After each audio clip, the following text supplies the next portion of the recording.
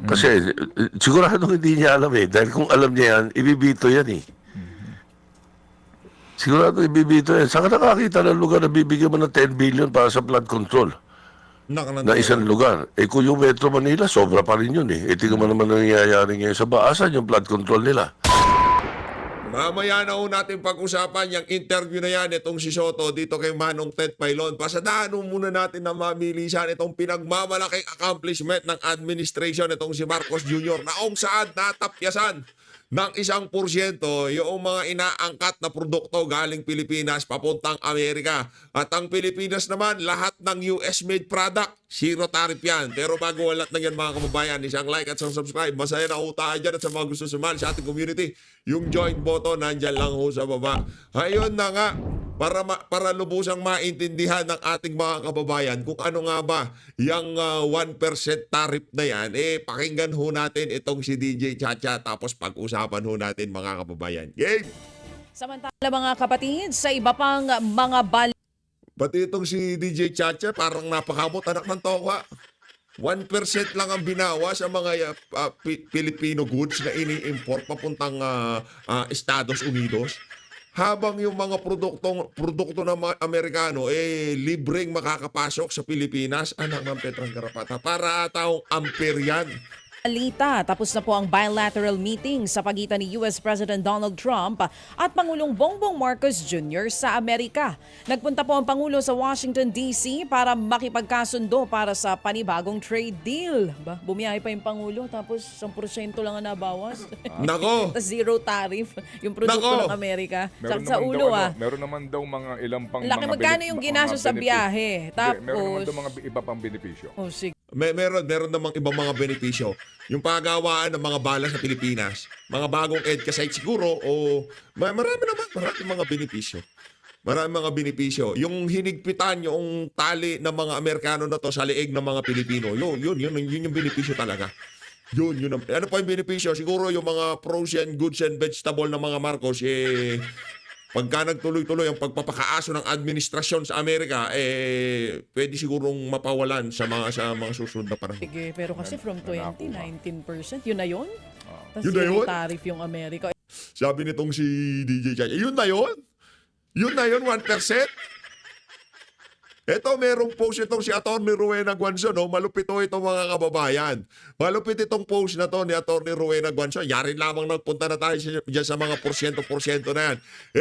Itong presidente ng Indonesia, yan ho, nakikita niyong merong pula sa gilid. Ha? Post yan itong si Atty. Rowena Guanzon. Itong presidente ng Indonesia, load lang, gastos. Yung 32% tariff, nila ginawang 19%. Ganyan ang mahusay na presidente, di ba? Si President Joko Widodo, hardliner din husay pinagbabawal na pulburon yan. Oh. Yung sa atin, full force pa ang delegation at gumastos pero 1% lang ang ibinaba. Asan ang ustisya? From 32%, naging 19% sa Indonesia. Pero sa atin, gumastos pa ang sambayan ng Pilipino sa hotel, sa pagkain, sa eroplano, na mga walang yang politiko na yan na nagpunta sa Estados Unidos. Tapos 1% lang. Tapos gagawin po ang pabrika ng bala ang Pilipinas itong mga Amerikano na to. Anak ng Petrang Galapata. Unless, unless mahina talaga at joke only ang thought negotiation ni Trump. Anak ng toka. Ganyan bumanat itong si Atty. Rowena Guanzon. Ano lang ho yan, ika nga, binola ho siya ni Trump, mahusay na negotiator, magaling. Anak ng Petrang Garapata. Kung magaling ang si Marcos Jr., dapat sana si Donald Trump ang nagpunta sa Pilipinas, kagaya ng nagawa nitong si dating Pangulong Rodrigo Duterte. Anong sabi nitong si Donald Trump nung panahon nitong si dating Pangulong Rodrigo Duterte? Magaling si Digong. At gagawin ko rin yung ginawa niya sa bansa ko kung sakaling mangyari yan. Di ba? Yung war on drugs. Politiko yan. Wag ko kayong magpabola. Wag ko kayong magpabola. Siyempre, ano bang interest ng Amerika ngayon? Interest ng Amerika, makontrol nila ang Pilipinas. Interest ng Amerika, lahat ng gusto nilang maipasok dito, magawa dito sa bahagi ng Asia na to, magawa ho nila. Yun ang interest. Hindi nila interest na ganito na lang ho kasimple. Ito sabi ni Pritinker. Ito sabi ni Pritinker, ha? Ito sabi ho ni Pritinker. Oh, yan si Pritinker. Oh. Ay, sorry. Dare to ask pala to, dare to ask.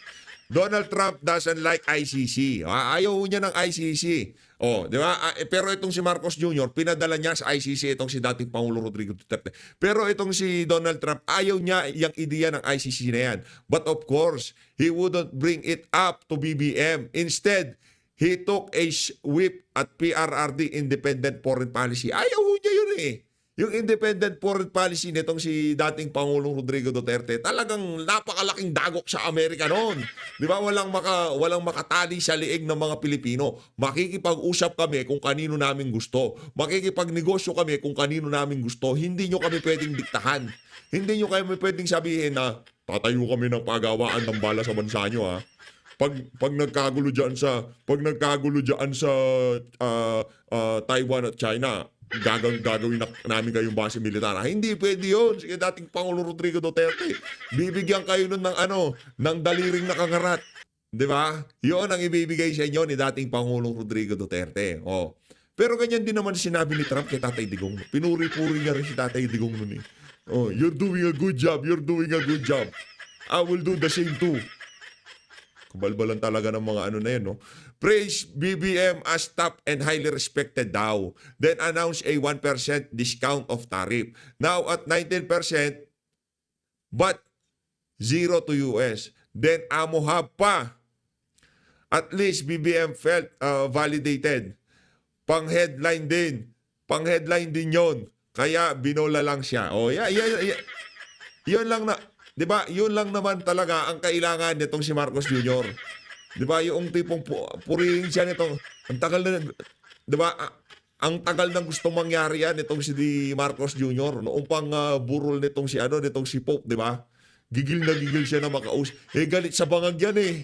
Oh, kung di ba naman galit sa bangag yang si Marcos yan si Donald Trump, pwede niyang gawing 15%, pwede niyang gawing 10% ang taripa. Dahil galit nga sa bangag, ginawa niya na lang ng 19% from 20%. Tuloy natin ito si DJ Chacha. Ito na nga mga kapatid, inanunsyo po ni Trump na tagumpay ang usapan sa pagitan po ng dalawang bansa.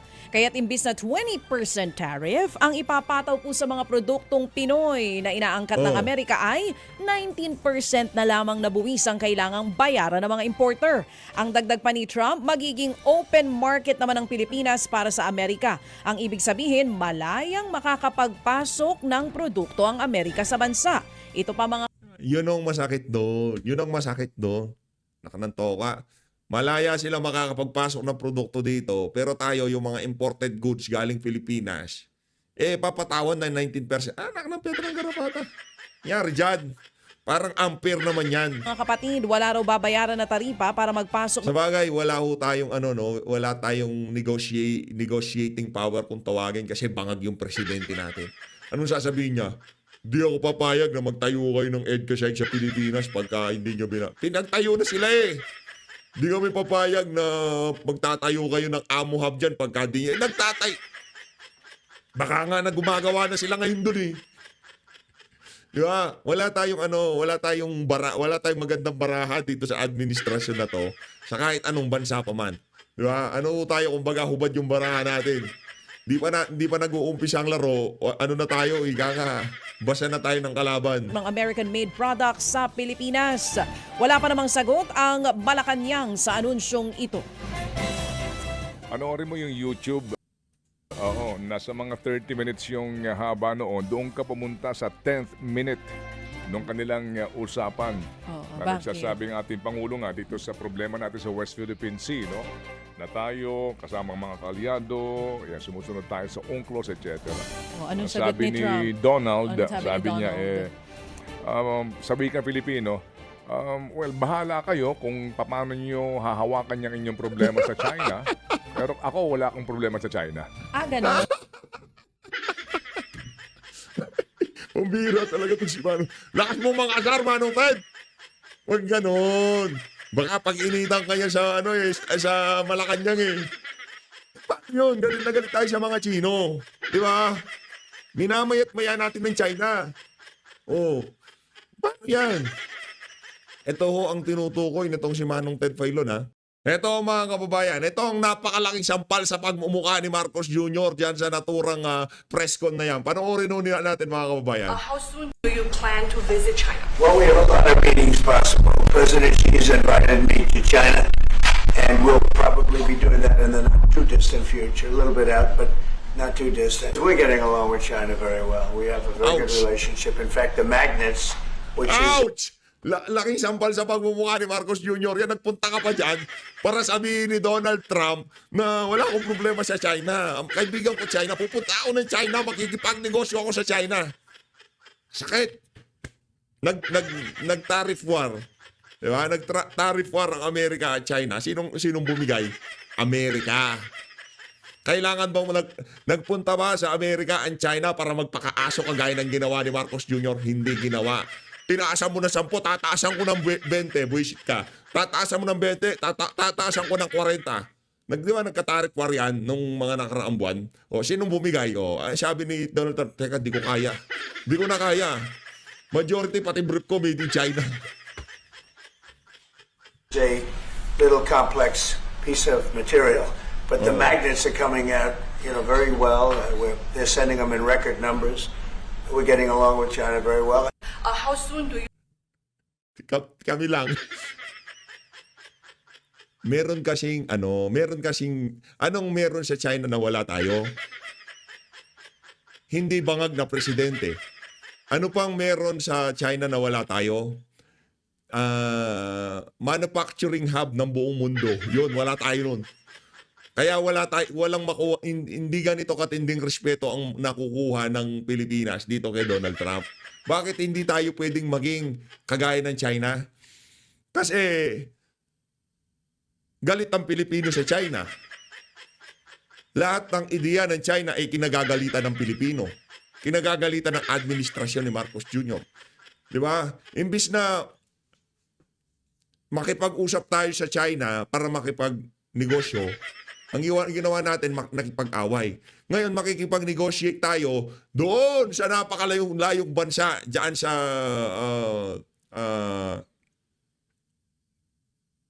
Amerika.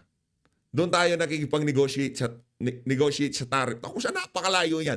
Ba't hindi ka makipag-negotiate? Bakit hindi ka makipag-usap doon sa mga bansang mauunlad na malapit sa'yo? Ay, kapritsyo lang naman ni Marcos Jr. yan. Alam naman ho natin, kapritsyo lang naman yan. Di ba? Alam naman natin, kabalbalan lang ni Marcos Jr. yan. Pati itong si Manong Ted Filon nato punta ka doon sa bandang 10 minutes na pag-uusap nila. Sabi niya, wala siyang problema sa China. Bahala kayo sa bahala kayo dyan, pero wala akong problema sa China. Bahala kayo makipagbugbugan dyan. Ako, wala akong problema sa China. Di ba? Ang dating parang itong si Donald Trump, hindi.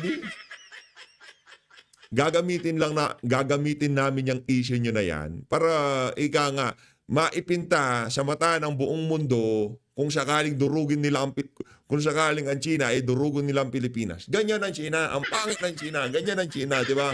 Masyado silang marahas. Di ba? Sige, makipag-away kayo. Kami nang bahala sa publicity.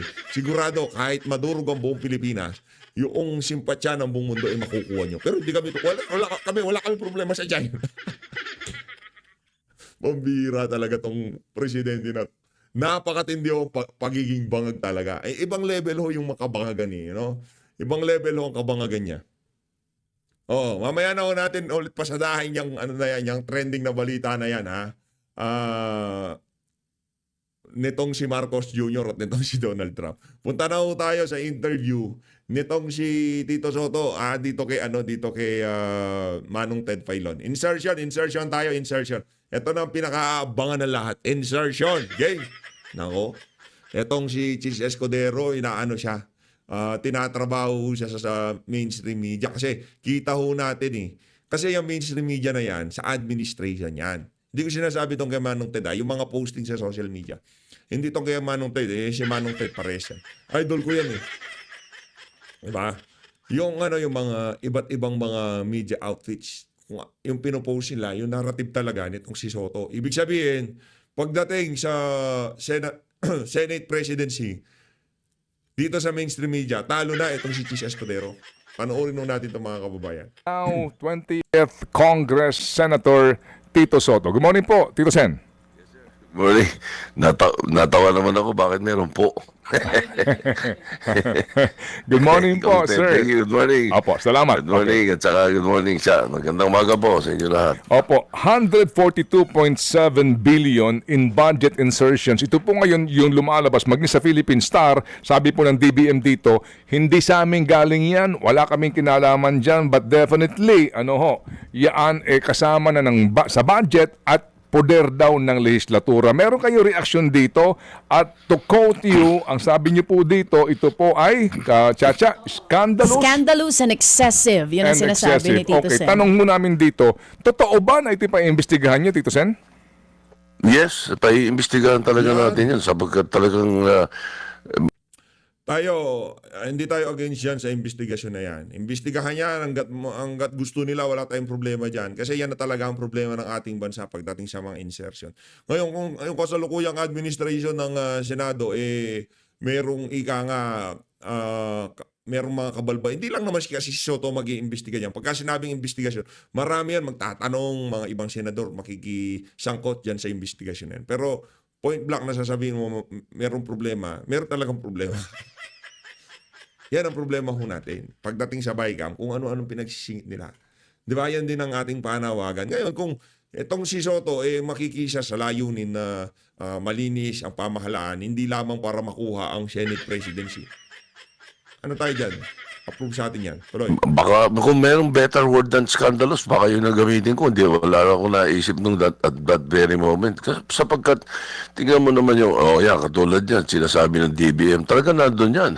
Hindi ang ikinakaila nila sa kanila galing. Hindi talaga sa kanila galing. Meron mga sources na pinagkunan ang media. At siyempre, nung tinanong ako ng reaksyon, kasalukuyan, iniimbestigahan, tinitignan ni Senator Lacson yan about 2 weeks ago mula nung kami kay Senador na, tinitignan niya yan. Ako naman meron din ako mga kinakausap at inaalam tungkol dyan. At sapagkat naamoy namin yan during the campaign merong nakapagkwento sa amin. So, bine-verify namin. Ngayon lumilitaw talaga na tama talaga yan. Ngayon, bakit ko sinasabing scandalous at excessive? Kasi kung ang mga senador, yung NEP muna, yung NEP budget ng presidente aakyat sa Congress. Pag pinadala sa Congress, yung Kongreso, i-tweak yan, may mga gagalawin, may kung ano-anong gagalawin dyan na sa tingin nila dapat, yung iba nagpapaalam sa presidente, yung iba hindi. Aakyat sa Senado ngayon. Pag aakyat sa Senado, okay na. Ito ngayon, may mga amendment sila, may kanya-kanyang amendment yung mga senador. Okay lang yan kung institutional amendment. Ngayon, kung maglalagay sila ng mga sarili-sarili nilang project, ang mga pinapayagan noong araw, ng mga panahon namin, saka ng mga panahon naming mga old-timers, kung meron mang ipapasok na project ang mga senador na let's say nasa mga 200 million, 300 million, 500 million sa isang lugar, sa bansa niya, sa bayan niya, or something like that. Yung mga ganon, tinotolerate yun. Sapagkat usually dapat mayroong program o pork na tinatawag. Okay. Pero pagka ganyan bilyon-bilyon ang usapan at hindi niyo nilagay sa budget kundi nilagay niyo sa BICAM, ay teka muna, ibang usapan yan. Malalang pork barrel ang tawag dyan. Nako. Di ba? Hindi, kung pinag-usapan ninyo sa floor yan, pinasok ninyo dahil amendment ko, kailangan ko ng isang airport sa ganitong lugar. Ganitong ganyan. Hindi nilagay ng gobyerno, ng executive. Gusto kong ilagay. Yung mga ganon, baka matanggap ng kapwa senador yan. Hindi ko maintindihan kung paano nangyari ito. Pagdating daw ng BICAM, biglang ganyan. At kung natatandaan mo, Conte, Ngayon, para dito kay Chis Escudero, hindi para sa iyo sarilinin itong issue na to. Alam ko, kung meron mang talagang nangyaring ganyan, malaki ang partisipasyon ng mga congressman dyan sa House. Ngayon, kung meron man, kung talagang gusto nyo ng totoong pagkakaisa, totoong paglinis ng pamahalaan, magsalita ho kayo kung sino yung mga bumulong sa inyo dyan sa Senado na, ilagay natin to isingit natin to dyan sa BICAM na yan. Yun ngang amount, di nila linagyan. Yan pa kayang pagsisingit na yan. Marami ho talagang kabalbalan na nangyari dyan sa BICAM na yan. Ngayon, kung medyo malakas na ang loob nitong mga senador na to dahil nagsalita na itong si Ungab at itong si Rodriguez, palakpakan natin sila, di ba? Kahit papaano, lumakas na loob nakapangutang ng lakas na loob kay Ungab at kay Rodriguez, itong mga walang yang senador na to. Good job kayo. May binito pa presidente dyan sa budget na yan. Hindi lang yan, ha? Yung 142 na nakikita ngayon, yan pa lang yun nakikita. Baka mayroon pang mas malala pa dyan. Hindi pa natin nakikita. Tito Sen, ang sabi ni Senator Ping Lacson na nabalitaan ko na siya'y maghahayag ng kanyang privilege speech tungkol sa isyong ito, pati nga yung binanggit sa aming interview na Mindoro pala, yung maliit na barangay, 1.9 billion, at maging bayan daw na less than mga 10,000 lang ang populasyon, halos 10 billion o 9 billion po ang inilaan. Pag siya nagtalumpati, susunod ba ron ang iyo ng paghahayag na ito'y imbestigahan ng Senado? At kung iimbestigahan ng Senado, parang lalabas dyan, you are going to investigate a few of your own. Oh, yes. We have to do that because we cannot tolerate that. Hindi natin pwedeng hayaang maulit eh. So, paano mangyayari dyan? Una sa lahat, pigilin natin yan. Kung ito hindi pa nare-release ng gobyerno to, dapat hindi i-release ng presidente. Kung hindi ako nagkakamali, merong nagsabi sa akin kagabi na pag uwi ni presidente, gusto niyang alamin din ito sapagkat nakarating na sa kanya at medyo ang pagkakasabi sa akin, nagalit daw. Kasi sigurado hindi niya alam eh. Dahil kung alam niya yan, ibibito yan eh. Sigurado ibibito yan. Saan ka nakakita ng lugar na bibigyan mo ng 10 billion para sa flood control? Na isang lugar. Kung yung Metro Manila, sobra pa rin yun eh. Tingnan mo naman nangyayari ngayon sa baasan yung flood control nila. Nasaan yung billion-billion na nilagay sa flood control na yan? Nako! Yan na nga ba sinasabi natin? Kasama na rin natin itong si Soto naghahanap ng flood control. Sige sir, hanapin natin. Pagka ganyan ng klaseng usapan, magkakasundo tayo dyan. Dapat kahit sino masagasaan, wag tayong pipreno Baka pagka nasasagasaan na itong si Makoy, bigla tayong, op. Pipreno tayo, tapos sabay ilagay sa park, bigla tayong tumigil. Huwag ganun. Baka lang yan pampapogi para i-considerang maging malapit na kasi konting tiis na lang papasok na tong ang mag-uumpisa na naman ng balag-bagad diyan sa Senado, di ba? Alam naman natin ang talagang ang gustong mangyari niyang si Soto na maging Senate President. Opo. So, Tito Sen, you're going to file a resolution or through a motion right after the speech of the good Senator Ping Lacson? It will definitely be a motion to investigate? Investigate and refer this privilege speech of Senator Lacson to the proper committee. In this case, it will most probably be the DPWH and the Committee on Finance. Will that be the Committee on Finance? And sir, kasi po ngayon pa lang may agam-agam na, 'di ba, Senator, kasi with all due respect, hindi may tatanggi sa ngayon parang barkadahan ang datingan 'di ba, kampi-kampihan yun lang pong assurance na dito po talagang isusulong nyo ang investigasyon para maging lantaran, maging transparent kung ba't nangyari ito at sino mga taong responsable dito. Yes, ika nga mga parliamentary strategies naman medyo pinagdaanan na natin yan. So alam na natin kung paano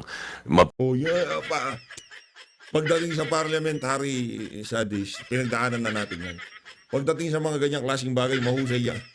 Yan ang straight ni Soto. pipilit natin na tawagin yan. Natawagan yung investigasyon niya at magkaroon ng hearing ang proper committee na itatakin nila yan. Baka nga, tingnan natin, baka may maisip sila ibang committee na pwedeng pag-referan yan.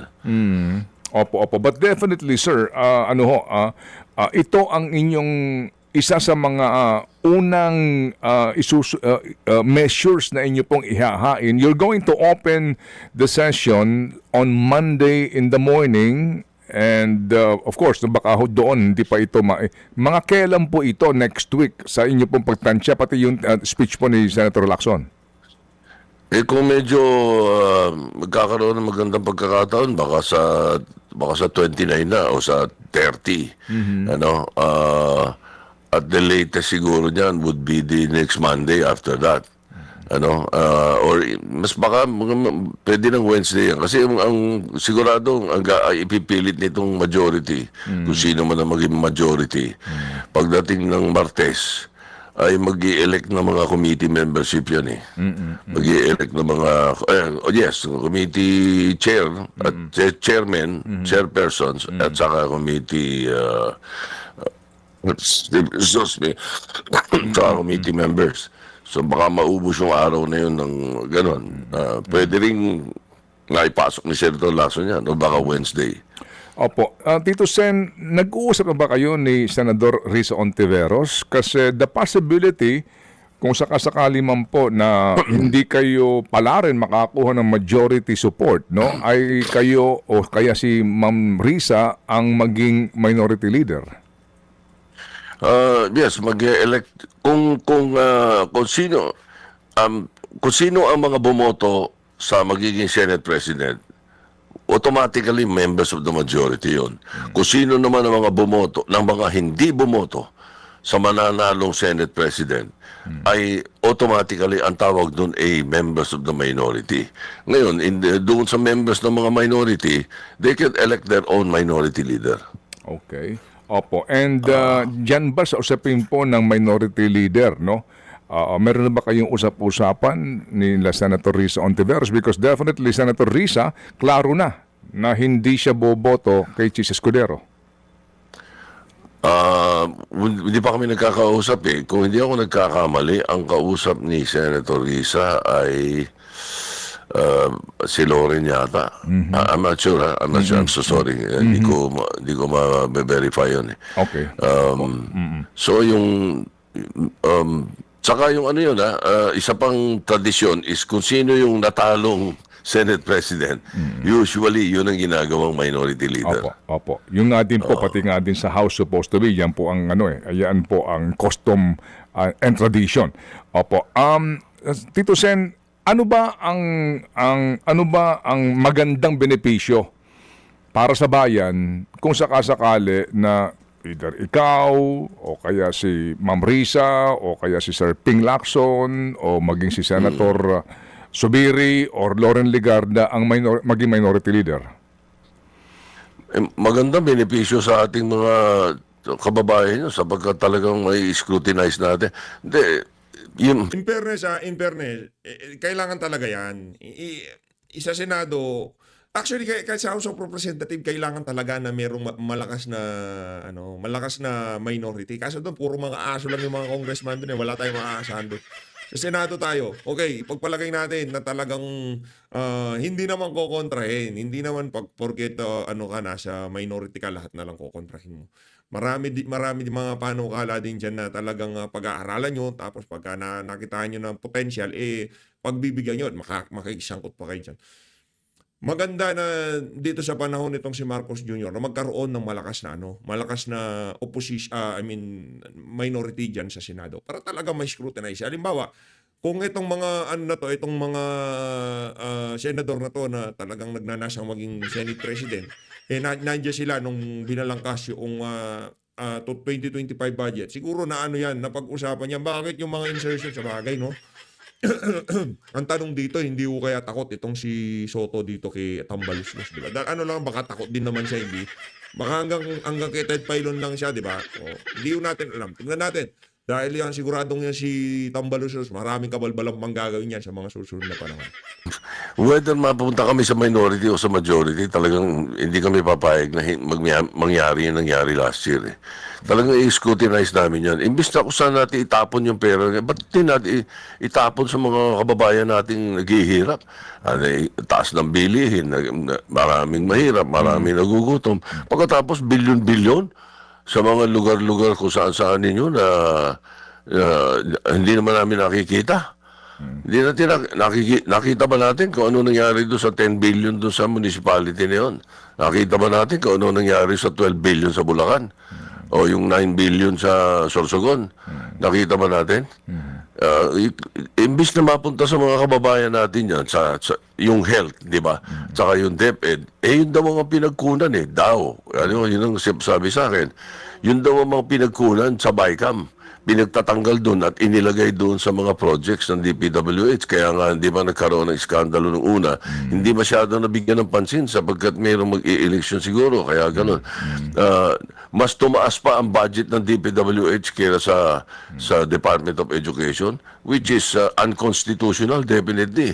Kaya ang palusot nilang sinasabi, yun daw, hindi daw, kasama daw sa budget ng education daw yung yung sa PNPA, Opo, lahat yung na. sa PMA, Opo. by lahat. Opo. Hindi totoo yun.